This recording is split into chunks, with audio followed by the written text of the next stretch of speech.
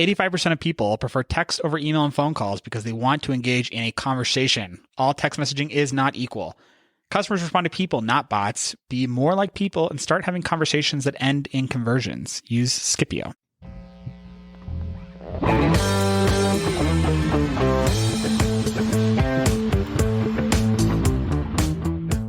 I'm going through I have this list of ideas and that I've just like collected over time. And I'll have it in my mind, like, I'll never forget this. But then every once in a while, I'm like, I got to write something down so that I don't forget it. You have to write it all down. Yeah. All go. Yeah. And then, so I'm looking back here and most of them I'm like, oh yeah. And I get to this one that says Spotify haircuts. Tell me that one. You're like, I have no idea. He's like, this is literally like reading a foreign language. Yeah. Now. Spotify hair. Because there were plenty of ideas around, what if you did haircuts, but more like an Uber or whatever? Like, I think that's a good idea. But Spotify haircuts? I'm trying to think what that could possibly mean. I don't even know. Maybe a playlist for a new haircut? Maybe like an inspirational, like if you're looking for a new haircut. Maybe like a Pinterest, like what Pinterest people do with different like hairstyles. It's like that's your hair playlist. Your hair playlist. You upload a picture and the AI analyzes your haircut and finds music for you. Now we're talking. There you go. That's the Spotify hair idea. I have the idea Evernote page too. Oh yeah. Butt face app. Can't figure out. You don't know. I think that was matching a face with a butt, and you were supposed to. That reminds me of, what's that? The Other Guys, where it's like face back, where it's like you take a picture of somebody and it shows you. Yeah. It was a butt face. This was the butt and the face, and it's like yes. I have a Minecraft printer. I mean, crazy weird stuff. Do you know what Minecraft printer means? Yeah, it was. I wanted to be able to let kids print straight from their Minecraft creation to a 3D printer. Oh, that's a good idea. That's a great with idea. Like zero friction, just so they can make the little worlds and then have like build Legos out of it. Hit print and then it happens. That would be so awesome. Still can't believe it's not done. That is surprising, especially with Minecraft. That's one of those being games bigger than ever. And 3D printing being more accessible than ever. Yeah. I remember when Microsoft bought Minecraft for billions, and I was like, what a terrible investment. And I was like, you thought that really? Well, at the time, I was like, that's just going to fade out. You know, No way. Kids are playing it like mad. like it's never. Well, I will say, like the staying power of Minecraft is crazy too. Well, should we do a podcast, guys? I think so. Let's do a podcast. You're a thief and a liar. I only lied about being a thief. Steal. Lie. We're gonna steal the ship. Commandant, don't attack. An idea that is fully formed, fully understood, that sticks. For someone like you to steal? Ideas are bulletproof. I'm gonna steal the Declaration of Independence. Steal this idea. Hello again, Thieves, I guess. Yeah. Hello again, Thieves. We're back. We are back with a special guest. Scott Paul. The Scott Paul. Hey, everyone. I like that. We're all thieves. Oh, yeah. All thieves. All the listeners. That's our community of people is thieves. Do we have confirmation that anyone's really stolen any of these ideas? I've had a couple people say I'm very close to... I think the climate of COVID definitely shut down a lot of entrepreneurs opening businesses, but I've had several people be like, I actually am in talks with somebody. What do you think, Scott, is our most accessible, most stealable idea? Oh, not me, Scott. No, not you, Scott. You mean my Scott? You mean Scott P. Over here, Scott. You mean other than VIB, the best idea on the podcast? VIB is the worst idea on the podcast. I honestly think Andre's Kitchen is an idea anybody could. You think? Yeah. No, actually, in this environment. So Andre's Kitchen, to give you, it was our first episode. And basically it was like a Papa Murphy's. So Papa Murphy's take and bake pizza. But we were like for all just sheet pan dinners. Like you drop in, you pick up like a chicken teriyaki, asparagus plate.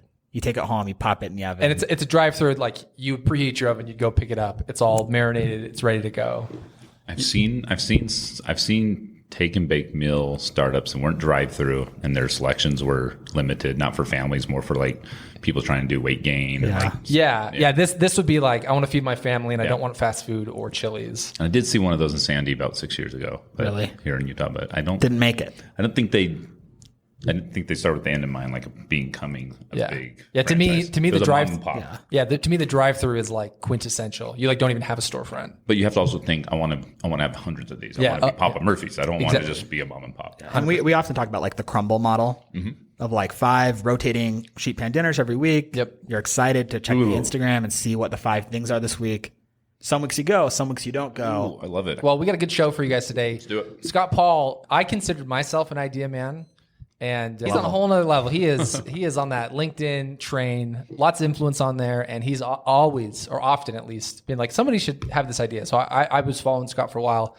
And then even recently, he kind of had a. We saw a recent post, and we were like, we got to have Scott Paul on the podcast if we can get him. And here he is. So we got him, baby. We just happen to share the same location to work. Exactly. It's very convenient. Before we get into some of the ideas that we have, start with a little good idea, bad idea. So for new listeners to the show, good idea, bad idea is where Scott and I go through Instagram, Facebook, all these ads for interesting and unique products that have been pitched to us. And we try to answer the question, is this a good idea or a bad idea? And can we make it better often is where we end up. And yeah, usually it's kind of bleeding edge technology or something, that stands out. Something unique. It's not just like an ad for a Ford F-150. It's generally not like a fencing company. Yeah, right. All right, I'll go first. So my idea that I'm bringing to the podcast today is mayuwater.com. That's MAYU water.com.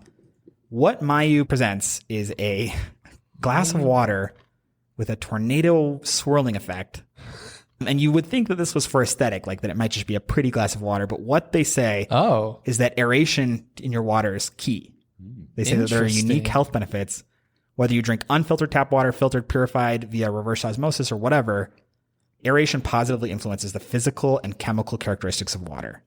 So this is like you pour water into this and then you put it on like what looks on a little stand, and it creates that classic whirlpool effect. Yeah, exactly. That's fascinating. What triggers that? Like magnets or something? So like if you ever worked in like a chemistry lab, there are these like little self-stirring beakers you would sometimes use. It's the same technology. There's like a little metal piece that sits in the bottom that it activates and swirls basically. Oh, I see. Mm-hmm. So it's not a revolutionary technology. It's cool. It's so there's something at the bottom of that jar. That makes more sense. Exactly. Interesting. For $150. It's a $150 water glass. Scott P. Yeah. What's your reaction? First of all, are you bought in on the chemical effect of aerating your water? They don't have a science tab. I'm sure it's marginally better than still water that has been mixed. It's probably better than tap water. How much better than like a Fiji water could this be? How about this? I got a pond in my backyard, and if I don't aerate it, it gets algae. It looks disgusting. The second water gets infused or air gets infused into it, it kills the algae. It mixes. I mean, so there's something happening at a biochemical level that makes that a little bit better. And I think we can all agree, like, we'd rather have water from a running stream than a still lake, than right? a cow tank or something Exactly. at a field. So I think it's a genius product for one reason only. It's the Instagram world wants to take a photo next to one of those. Yeah. It is cool. Yeah. I want one. I have envy. If I had a podcast like you guys that was a vlog or something, that's the flask I want to drink. I want to be drinking from a tornado. Imagine just having that right here going. Yeah. That would be a cool aesthetic, actually. It would be a cool desk toy, right? Like water. I'd put all my drinks in there. I'm like lemonades going in there. I'm swirling everything. Some Red Bull swirling around. Make it taste even better. Yeah. I think good idea. Expensive, hard to impulse buy. I think I'm all in on the aesthetic effect. Yeah. I'm 0% in on aeration as a concept.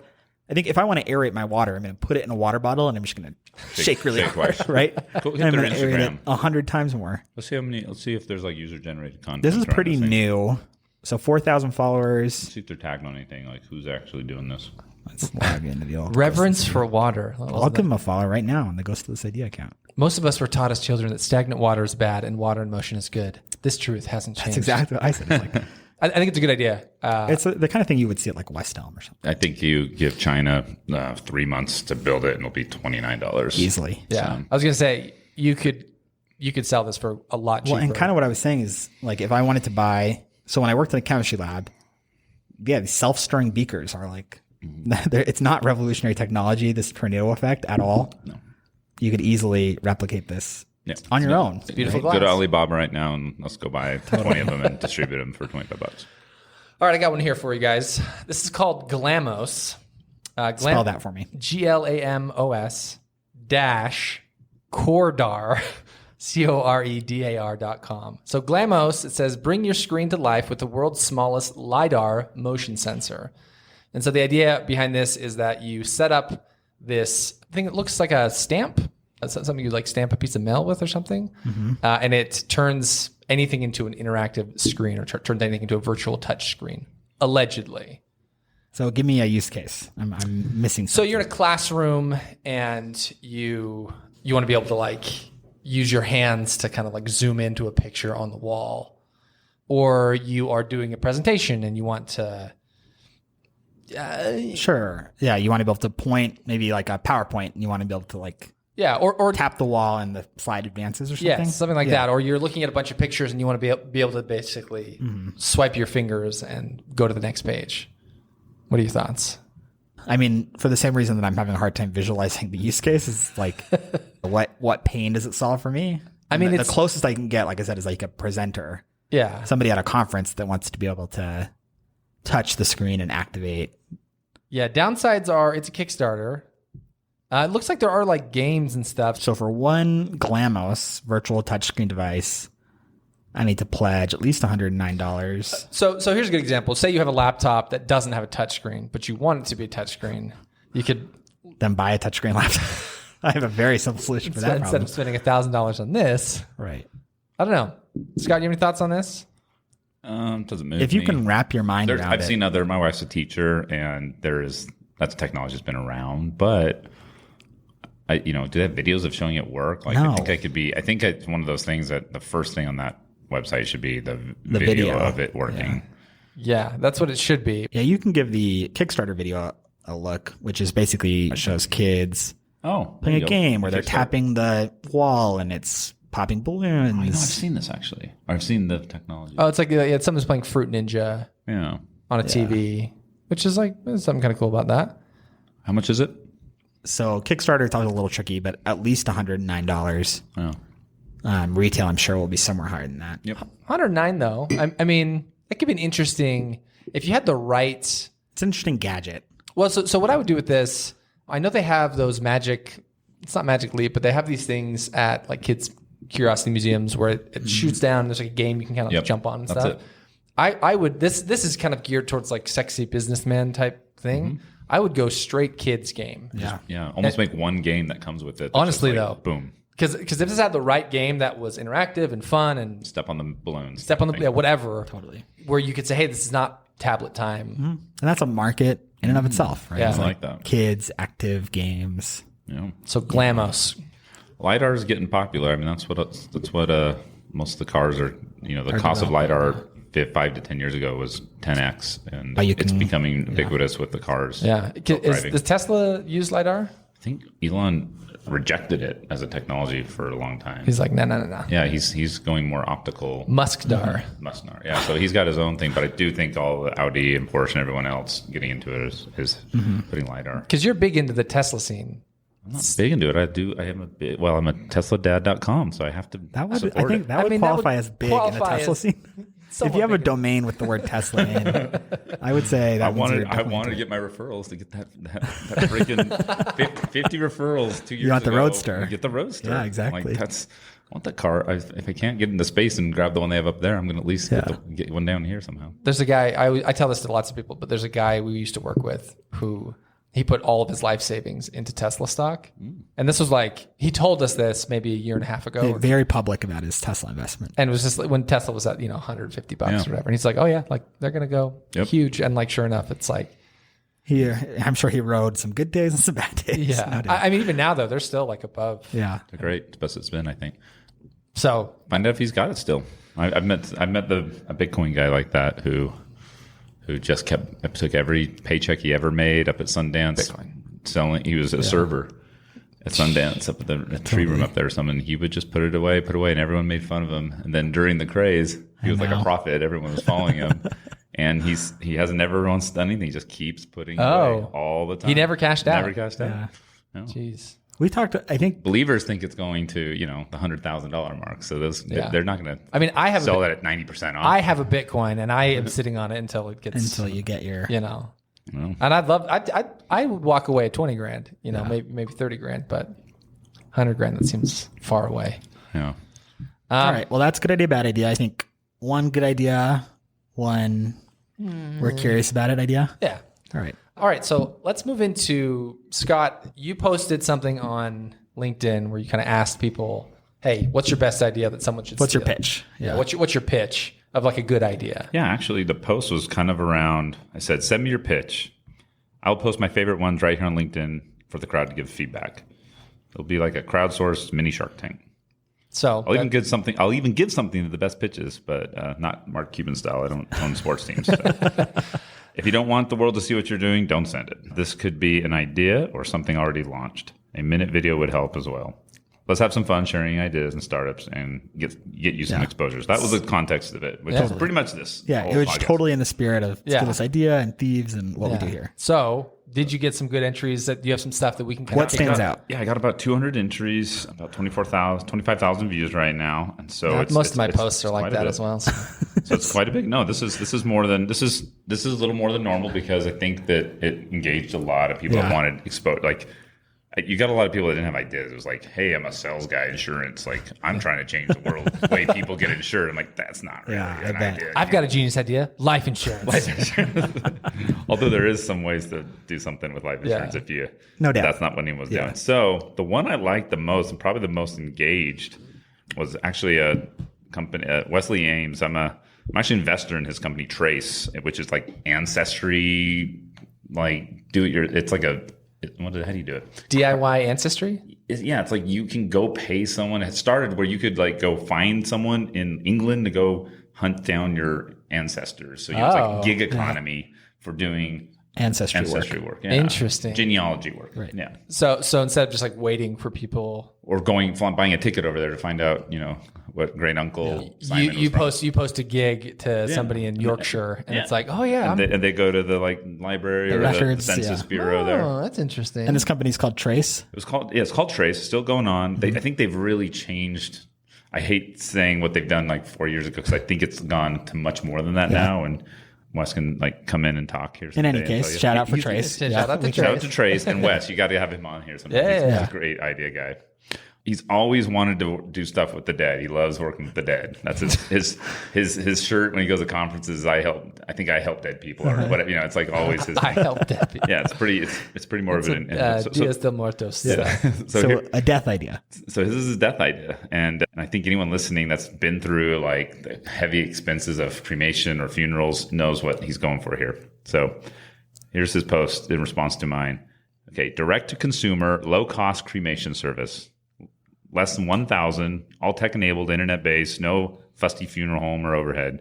If consumers want an in-person service, we've partnered with dozens of local event spaces and will help facilitate the family friends gathering. If consumers want something more than the remains delivered by USPS certified mail, there's an additional products that offer, upsells for urns, ashes, you turn it into diamonds, whatever, fireworks.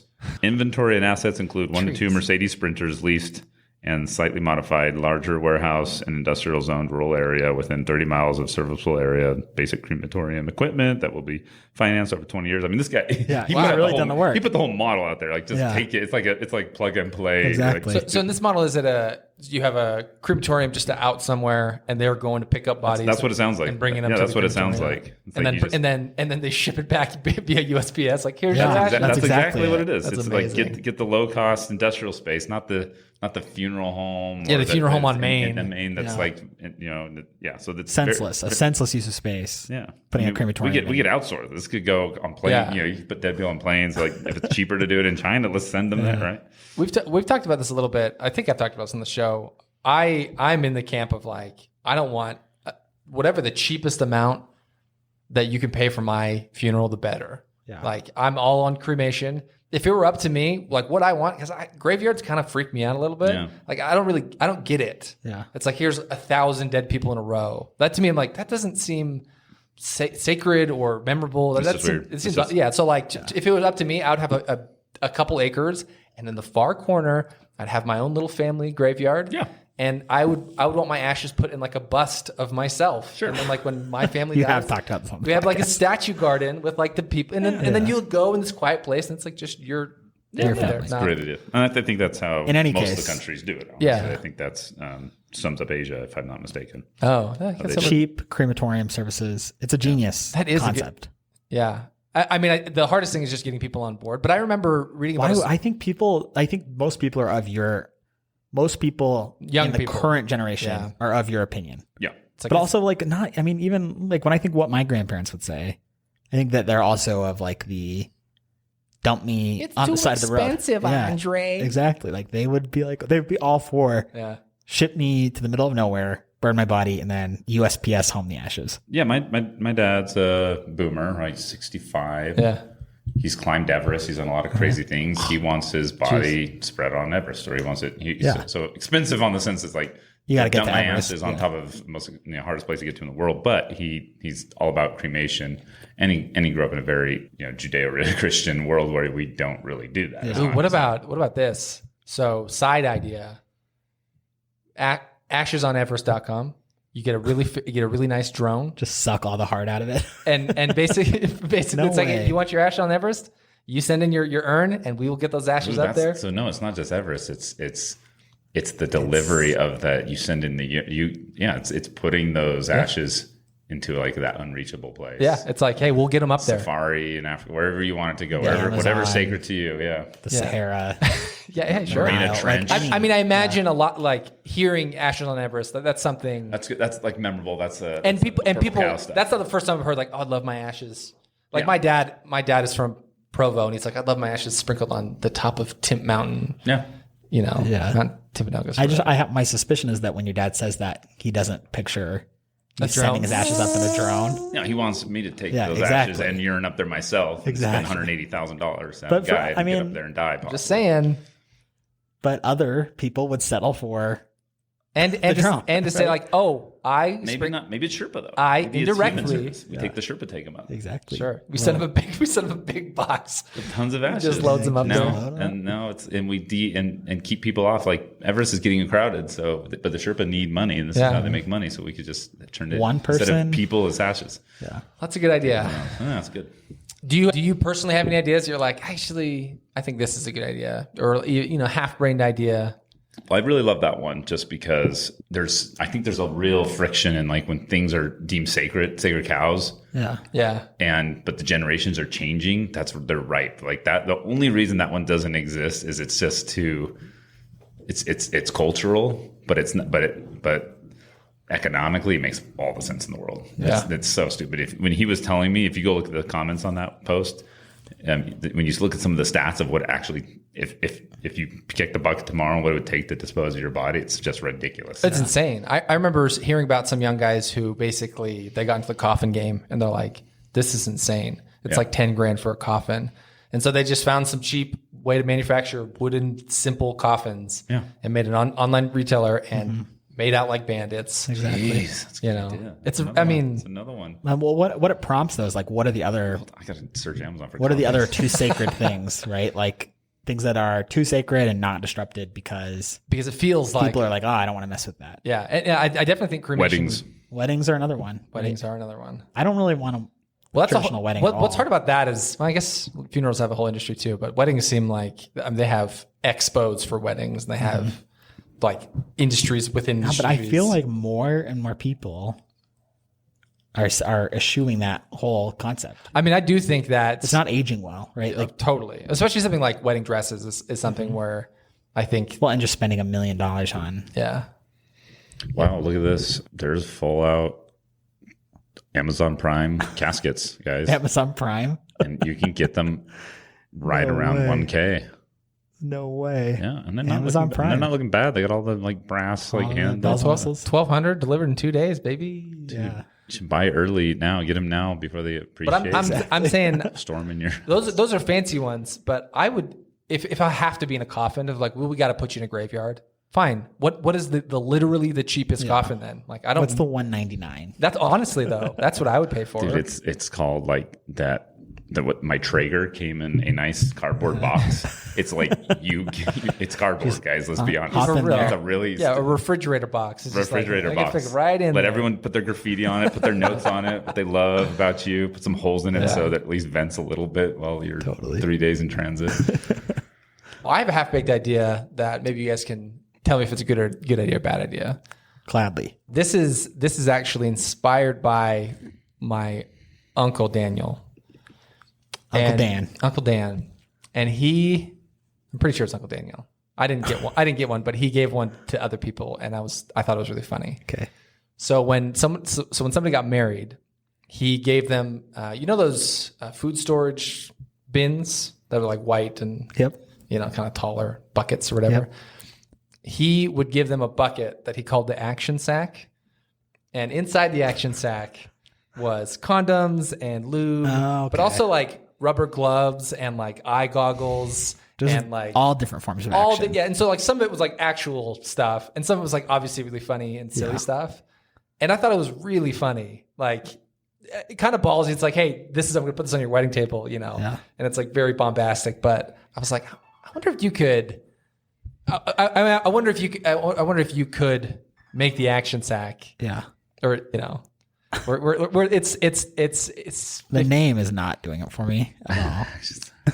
You know, it's $59 or whatever, but like it's the right wedding gift present price point. Yeah, that you could sell online. It's like it's perfect for new couples and stuff like that. It's a perfect wedding gift, housewarming gift. Yeah, and it has a bunch of random stuff in it. And it's funny, it's silly. Yeah, but useful. Yeah. How many people listen to this show? We get about 1,000 a week. That's not bad. No, I'm hoping I can share something and actually get someone that will come take the IP that I have for this next idea. That's why this show exists. Here we go. Let's hear it. I've already sunk 25K into this.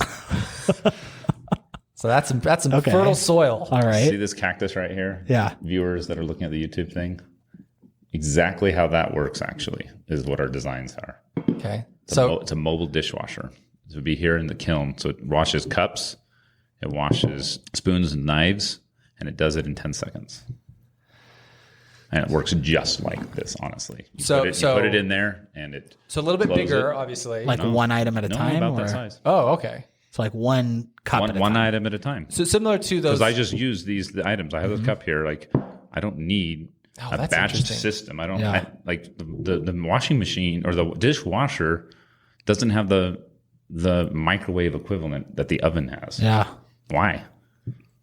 Genius. That is a really good idea. Genius. Actually. In my mind, it's a little bit bigger. Genius. But it to me, it is what you know how Tasty videos, they have those like individual burners. Mm-hmm. Like before that, I didn't even think about those, but they're like cool and fun now, and like really good for like people living in a studio or whatever. Like you don't have. Or just like reconfiguring our concept of how to do the dishes. Yeah, right. Just like a one at a time. Yeah, we all have the plate and the bowl and the spoon, the thing that we use. Yeah. And yeah, I really like the idea of like basically almost like you'd plug in a KitchenAid. You just like plug it in really quick. Or throw a bowl in there. Maybe you keep it in the corner and it's like zzz. Yeah, I love. Yep. It's so we're going to start with coffee mugs and silverware just because it was primarily for office use and like. You know, the frat house or wherever you're like serving coffee and I guess you could sell basically like the 1, 2, 3 model, the bullet, the double bullet. So the bullet was and the next one was a little longer and it was for dishes and bowls. So the water and the soap dispensing, that seems to be the it's a razor blade model in that you kind of put the tablets in that clean, but it would be I went as far to make it recyclable. So I had the water. This is kind of sound nasty, but it's doable. There's showers that recycle the water. Oh, so it cleans it, and then you have like a UV between UV and filters. And then I was using, when an espresso machine, how much heat and to steam milk, or to steam coffee or any of those. That power that comes out of those, like the compressed air, that would be both the way that you knock all the particles off and you dry with those two things. And then the UV light comes on, so you have 3 things happening in 10 seconds that will mostly make the dish spotless. I mean, even if it's a minute, honestly, it doesn't have to be 10 seconds. Well, we studied a lot of that. If it can be 10 seconds, then it should be. If it's a minute, you're leaving it, and for the next person to have to come take out. If it's 10 seconds, you'll stick around. So if it's like this, you actually have to keep it down, kind of to finish it. The bars have this for some of their cups, this thing where you put the cup down on a washer and you have to compress it and it shoots hot water in. So it'd be kind of like that where you kind of have to keep it compressed till the cycle's done. Could you also? I love it. Could you also sell? It seems like you could also sell a bigger one that is like more like an appliance that has the same function, but it seems like you could also sell maybe closer to your sink where it does just have the water coming in, the water going out. Where it's different engineering. Maybe you could sell it at a different price point or in a different market. Yeah, the whole idea was to start with your your entry level. Yeah. You have like to the start office something. application is so perfect. Just like coffee mugs and silverware. Every student, every office, every single, no one, think about the dishwasher. Like it's meant to be, it's batched. It was meant for families. Yeah. It was done it was done in a time where that was like the best we had, but nothing's changed about it.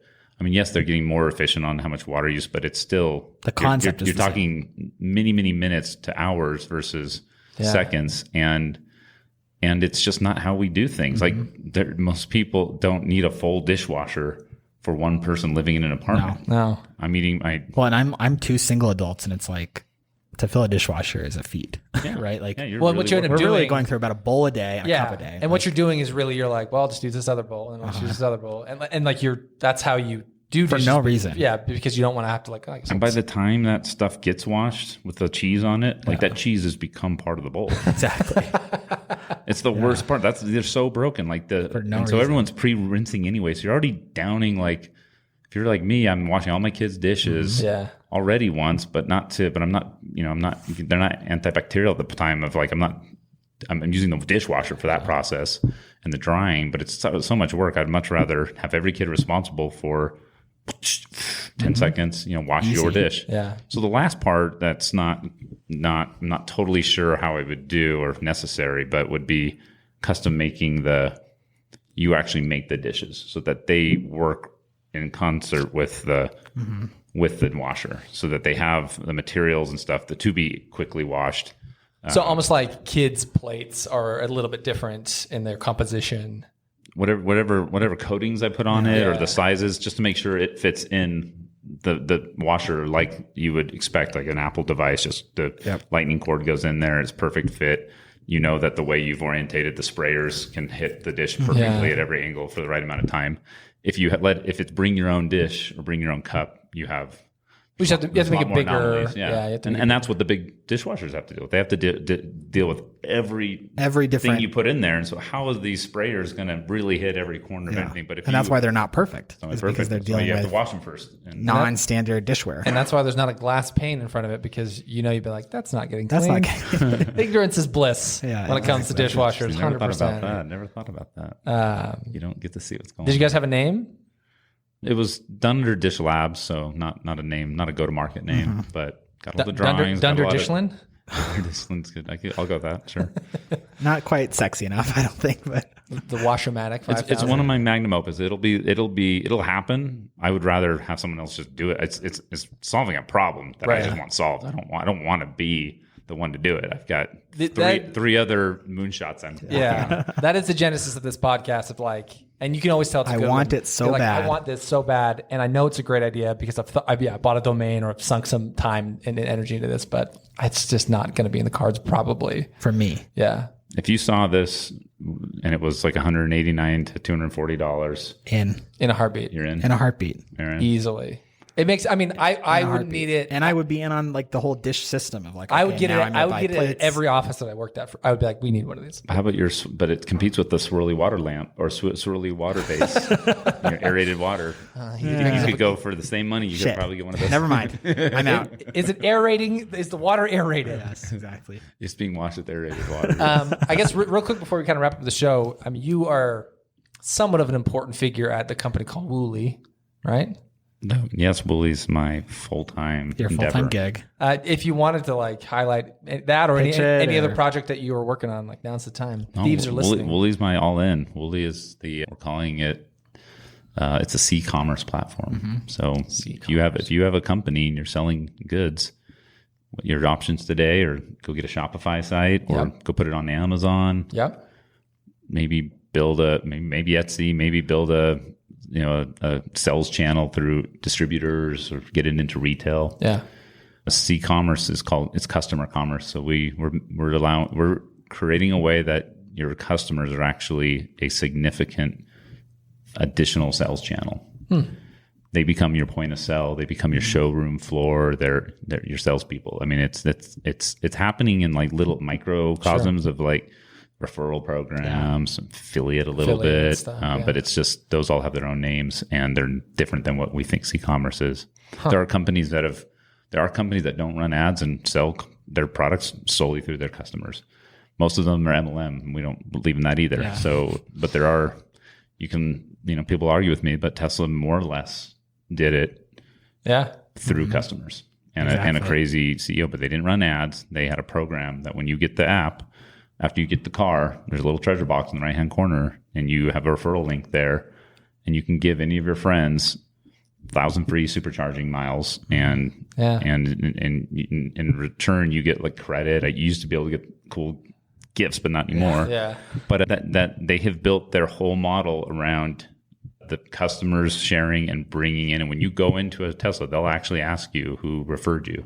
So it's kind of a completely baked in referral program. It's the whole way they sell, and that's what Woolie's taking that model to every company and building it as a platform. Awesome. Yeah.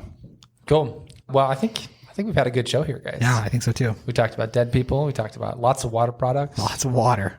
This is an aquatic podcast. It's a very aquatic podcast. Andre, what about the socials for the Thieves? Hit us up on, first of all, check out our website, www.gostealthisidea.com, where you can find links to our Instagram, our Facebook, our Twitter, everywhere that you can find us on the web, including our Patreon if you'd like to support us. If you have good ideas, there are 2 ways to get them to us. idea@gostealthisidea.com. Send us your best ideas. We'll talk about them on the podcast and send you a sticker. Or if you want to have your voice featured on the podcast, give us a call and have us mock you or praise you on the air. 888-416-4332, which is 888-416-IDEA. Just go straight to our voicemail and you just say, hey, I got this idea. Like, say you don't want to type out an email or whatever. Yeah. I got this idea. Da-da-da-da. This is what it is. And then we'll talk about your pitch. Yeah. We'll talk about it on the pod. Much like many people pitched Scott Paul on his LinkedIn, we want to hear from all of you thieves. And the offer always stands. Anybody who sends us an idea, we will send you a sticker. For free. Nice. We are really close also to, we have our final shirt designs picked out. We are negotiating terms for all that kind of stuff. So stay updated on gostealthisidea.com for updates on our merch. We're going to have some sweet merch available for the Thieves soon. I think it's going to do it. Shout out to Diego, of course, for being the producer of the show. Scott Paul, it's been awesome, man. Yeah, thank really you. Appreciate you coming on. Do you have an Instagram or Twitter people should follow you on? Anything like that? No, just LinkedIn. Just LinkedIn. Scott Paul on LinkedIn. Scott Paul on LinkedIn. Well, hey, it's been awesome. Thieves, we love you. We appreciate you, and we'll catch you in the next one. See you guys. Bye.